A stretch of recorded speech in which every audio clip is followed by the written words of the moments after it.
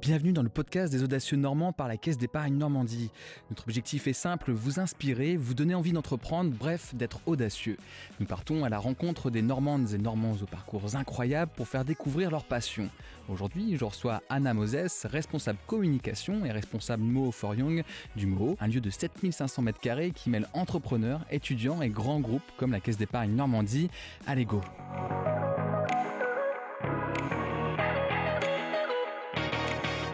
Bonjour Anna. Bonjour Ambroise. Ce poste que tu occupes au Moho, c'est une suite logique à ton parcours d'étudiante. Est-ce que tu peux nous raconter ? Alors moi, j'ai effectué 5 ans d'études dans une grande école de commerce. J'avais déjà fait un stage il y a 2 ans maintenant, un stage de 3 mois au Moho. Le lieu n'existait pas encore, donc c'était un événement annuel qu'on avait fait à l'époque avec une quarantaine de speakers internationaux.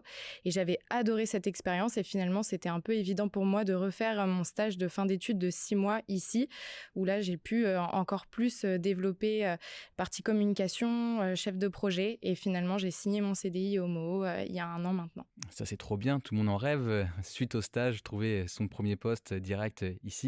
C'était une évidence de continuer au Moho, du coup ? Ouais. En fait, à la fin de mes études, j'ai eu d'autres propositions. Et là, je me suis vraiment remis en question. J'ai pris du recul et je me suis demandé qu'est-ce qui était le plus important pour moi. Est-ce que c'était finalement d'avoir un gros salaire, de faire partie d'un gros groupe ou d'avoir du sens dans mes missions au quotidien, d'être fière de me lever le matin pour aller au boulot. Et c'est tout ce que je retrouvais au Moho. Et je me suis dit, finalement, en fait, c'est ça que je veux faire.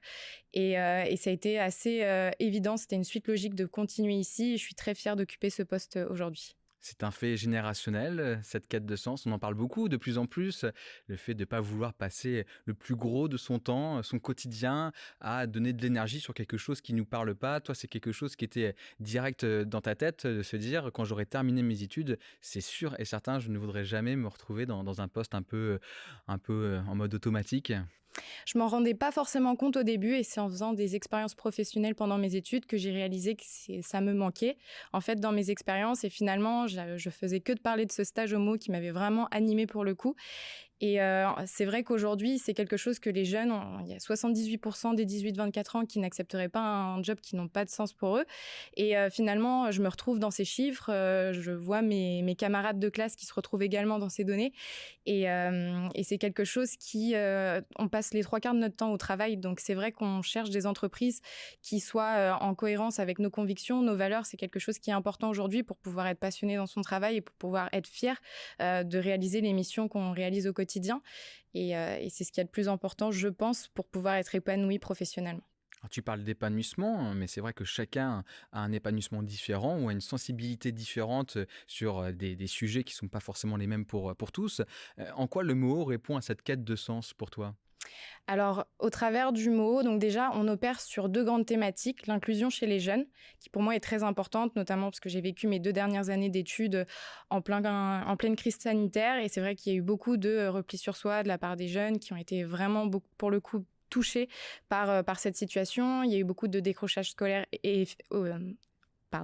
Il y a eu beaucoup de décrochage scolaire également. Et finalement, en fait, le poste que j'occupe pour Moho for Young permet de soutenir cette jeune génération qui a beaucoup de projets, qui a plein d'initiatives, qui a envie de s'engager sur ces sujets. Et on opère aussi sur les transitions climatiques, qui est notre 2e grosse thématique. Et pour le coup, qui fait vraiment sens, moi, avec mes valeurs personnelles, puisque j'ai toujours vécu à la campagne, entourée d'animaux. On m'a toujours inculqué des valeurs de respect de la biodiversité, de son environnement, que ce soit chez moi au quotidien ou quand je me baladais pour aller en vacances, puisqu'on profite de la nature dans ces situations, mais il faut aussi la préserver. Et donc, du coup, ça faisait vraiment sens avec mes valeurs personnelles que je porte au quotidien. Et le Moho, pour le coup, réalise des événements comme des fresques du climat, des fresques de l'économie circulaire, des Moho Talks où on a des personnalités qui viennent parler de leur expérience. Là, l'année prochaine, on aura Claudie Aigneret, qui est la première femme européenne à être montée à bord de l'ISS, donc un bel exemple d'audace. Et pour le coup, en fait, ça fait que de nous inspirer, nous former sur ces sujets au quotidien. Donc, ça fait vraiment sens, moi, avec ce que je cherchais dans mon job, pour être encore plus sensibilisée sur ces sujets. tu as créé ta chance d'avoir ce poste au Mo parce que tu as eu cette expérience de stage, on l'a entendu, et ça a poursuivi dans le bon sens. Mais une personne qui nous écoute et qui se dit, mais moi aussi, je veux avoir ce sens, moi aussi, je veux être proche de ces sujets, agir pour ces sujets. Qu'est-ce que tu lui conseilles? Comment il peut se mettre en scène, en quelque sorte?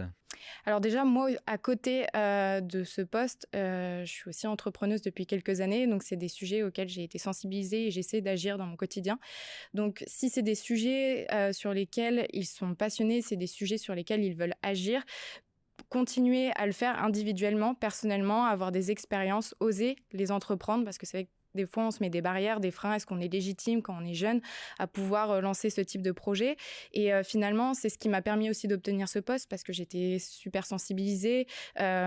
J'étais très motivée pour pouvoir arriver à continuer à travailler dans ce domaine. Et donc, du coup, déjà, il faut avoir un vrai engagement personnel, individuel dans son quotidien, porter ses valeurs pour pouvoir par la suite donner envie aux entreprises de nous recruter sur ce type de poste. Parce que pour le coup, ils recherchent beaucoup ces jeunes qui sont innovants, visionnaires, qui ont envie de s'engager. Et donc, du coup, il faut pouvoir le porter à titre personnel pour pouvoir ensuite poursuivre une carrière professionnelle dans ce type de secteur. Tu es responsable de Mo for Young, de ce dispositif dont la Caisse d'épargne Normandie est actrice d'ailleurs. En quoi cela consiste? Alors du coup, quand je suis arrivée au Mo, on était en plein confinement et on s'est vite rendu compte que les jeunes étaient les plus touchés, les plus concernés par les grands défis sociétaux et environnementaux de notre temps. Et finalement, on avait vraiment envie de les accompagner. Ils ont beaucoup d'idées, ils ont plein de projets. C'est les plus à même à pouvoir porter ce type de projet à impact positif. Et donc du coup, on a lancé une campagne de financement participatif un peu folle sur Ulule. Et en un mois, on a récolté 100 000 euros. La moyenne en France, c'est de 7 000. Donc on était plutôt contents de ce succès. Et ça nous a permis après de lancer un appel à projets au cours duquel on a reçu 35 projets nationaux portés par des 8-27 ans. On en a élu 7 grâce à un comité de sélection mixte composé d'enfants et de parents qui a voté pour 7 projets. Aujourd'hui, on les accompagne sur 1 an avec un soutien financier, un accompagnement avec un mentor et puis de la visibilité. Et c'est un appel à projet qu'on relancera l'année prochaine puisque pour le coup, il a vraiment engagé tant les particuliers et les entreprises qui ont contribué à cet appel à projet que des jeunes porteurs de projets qui se sont rendus compte qu'il y avait des dispositifs qui pouvaient pour le coup les aider, les appuyer, puisqu'ils ont plein d'idées, mais il manque d'espace, il manque de financement, il manque de compétences. Et nous, on est là pour ça. Comment tu pourrais motiver pour les audacieux là qui nous écoutent justement de postuler pour un dispositif comme celui-ci? On peut avoir peur, on peut avoir une crainte de se lancer, de se dire c'est pas fait pour moi. Comment tu peux les rassurer? Alors, c'est vrai que dans Mo for Young, on a des jeunes qui ont 11 ans. 11 ans, c'est jeune pour porter un projet aussi engagé.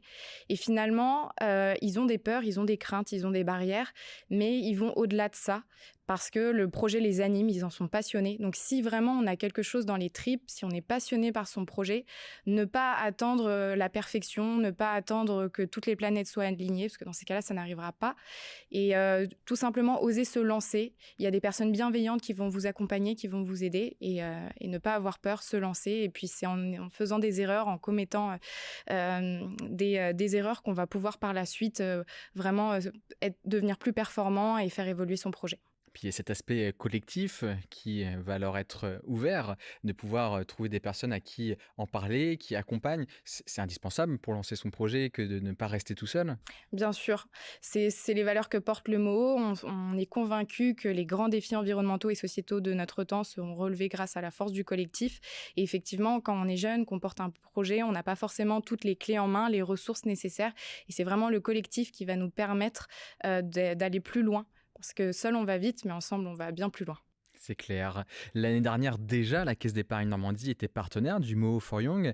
Qui ont été les lauréats? Est-ce que tu peux déjà nous raconter un peu comment ça se passe pour eux? Alors du coup, c'est 7 lauréats. Il y en a un qui a été voté par le grand public et les 6 autres ont été élus par un comité de sélection mixte. Donc c'était vraiment des parents et des enfants qui ont voté et pas forcément des entreprises pour ces projets. Et là, on a vraiment des projets complètement différents. Donc c'est des projets nationaux qui sont portés par les plus jeunes qui ont 11 ans. Et on a des projets sur la mobilité douce avec la sécurité des vélos chez des particuliers. On a également, là, la semaine dernière, 16 jeunes qui sont partis partis en Islande faire une expédition pour relever des données scientifiques et les apporter aux scientifiques pour qu'ils puissent par la suite se rendre compte du dérèglement climatique et des conséquences que ça a sur la biodiversité. Et on a également une troupe d'artistes qui est partie en Charente-Maritime faire 203 km à vélo pour pouvoir faire des représentations artistiques, rendre accessible la culture et pouvoir sensibiliser sur ces sujets environnementaux grâce à l'art. Et donc, en fait, tous ces projets-là, ils sont accompagnés sur un an, à partir du moment où c'est des projets d'ordre d'intérêt général et qui sont portés par des 8-27 ans, ils peuvent candidater à Mots Forion. Merci Anna de nous avoir partagé toutes ces infos, ce partage d'expérience qui est vécu de manière ultra personnelle. C'est chouette du coup de l'entendre. J'invite à tous les audacieux qui nous écoutent de venir découvrir le mot déjà, tout simplement, de venir le visiter, ce lieu, et évidemment de postuler quand c'est possible et quand il y a un appel à candidature au dispositif Mo for Young. Tout cela, on le retrouve sur le site des audacieuxnormands.fr, sur le site du Mo, sur les réseaux sociaux du Mo, partout. À bientôt Anna. À bientôt, merci Ambroise.